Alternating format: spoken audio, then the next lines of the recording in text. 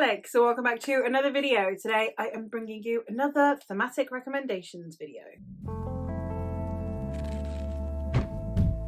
Thematic Recommendations videos is a series that I have going on my channel where I go through mainly speculative fiction and talk about books that have a common theme. I really love reading themes in books. It's kind of the most important part for me. Whenever anyone has the discussions around, are you a character-driven reader or are you a plot-driven reader? I'm a themes-driven reader. I love books that have themes. I also don't mind books that have really heavy-handed themes. I don't mind books that discuss politics. I love themes. Anyone else out there like me who really likes their books to really tackle something and discuss something, I have created this series of videos. And the one I'm going to be discussing today is actually propaganda. Everyone has seen that quote, I'm sure, around on the internet by Aldous Huxley, which is the purpose of propaganda is to make one set of people forget that another set of people is human. I'm really wanting to tackle that in this video with some of these recommendations. Some of them are in a literal sense about propaganda and another is just about alienating different sects of people. I have decided that I'm going to kick it off with the only kind of classic that I have on here, and that is the Earthseed duology by Octavia E. Butler. This is a story in which we are following Lauren, and she is in a world that is on the brink of collapse. We're on the brink of apocalypse, and Lauren can feel other people's pain. So obviously in a world that is about to enter into disarray, she knows she is going to suffer more than most. Now, with this story, we do have Lauren eventually writing the books of Earthseed, which becomes almost a religious text. This story very much tackles the othering of people, especially once the kind of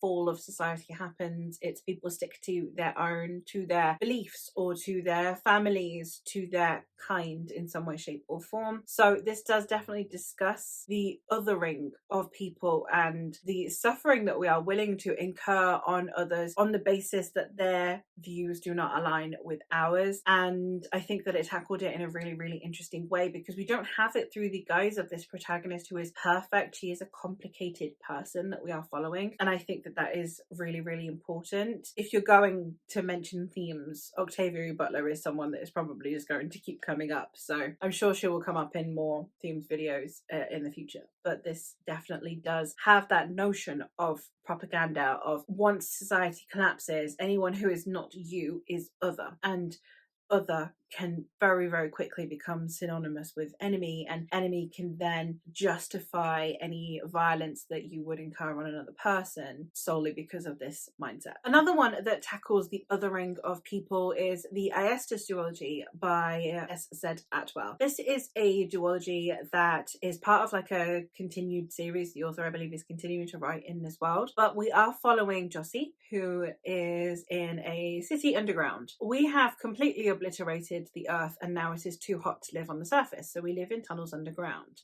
Jossie is part of one of such communities. This has very much, like if anyone has recently been watching the Fallout series or if anyone's played the Fallout games, the Vault people. It is the most privileged people were the ones that got to then stave off dying while everyone else suffered in the heat above. And it therefore has discussions around privilege and around apartheid, but we also have this other sect of beings that keep invading these tunnels, and it is again about how easily we can other people and how easily we can manipulate our people into fearing something that is not us. It is also about having a fall guy, so it is ensuring that if some of the atrocities you've committed actually come out, you have someone that you can pin it on and that everyone else can have deniability, etc. So there is an awful lot to be discussed about the manipulation of its people. The smaller the community is almost like the easier it is to manipulate, and especially in this very literally enclosed community that are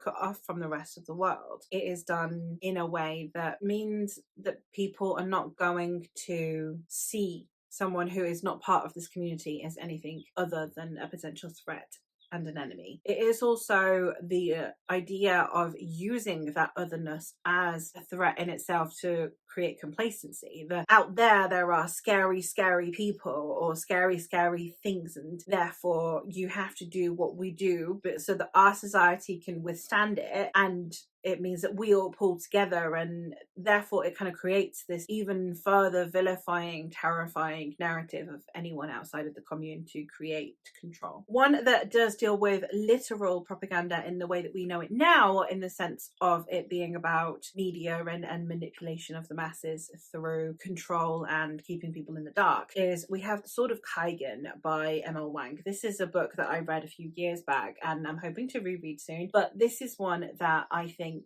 tackles the theme of propaganda incredibly well, because it is very much about even changing history. It is about pitching. The thing with propaganda is about how you pitch it. It's, you guys are honorable, you are good, you do these things, you sacrifice your lives willingly, don't you? Because it's good for our country. It's that kind of manipulation and propaganda. It is keeping people alienated from one another and minimizing the amount of contact, again, because the smaller the community, the easier they are to manipulate. So we have these groups of people who are very much kept in the dark and are not understanding exactly what they are committing themselves and their lives to. I think it is, once again, a really, really pivotal message in the story, and it's an incredibly important theme that permeates. And because we're seeing it through the losses that people are incurring, not just through the pain of discovering that you've been manipulated, but also just the loss that comes with that, very, very intense. And also the idea of, especially within war propaganda, you can't let your people know that you might be the losing side, because then it'll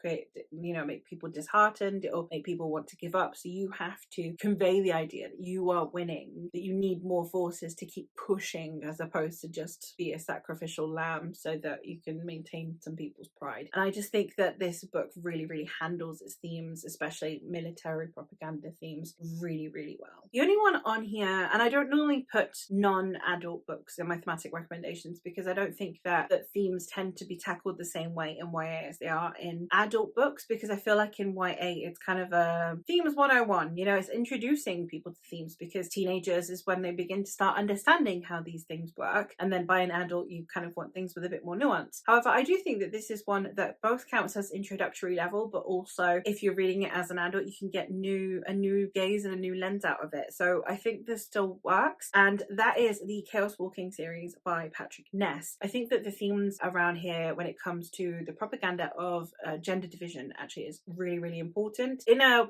society that we're in at the moment, where gender apparently is a really prolific thing to talk about and very, very tense thing to talk about, because apparently your genitals are the only thing that define your gender. I'm not going to get into that, but if you are transphobic, please go away. I don't really want you.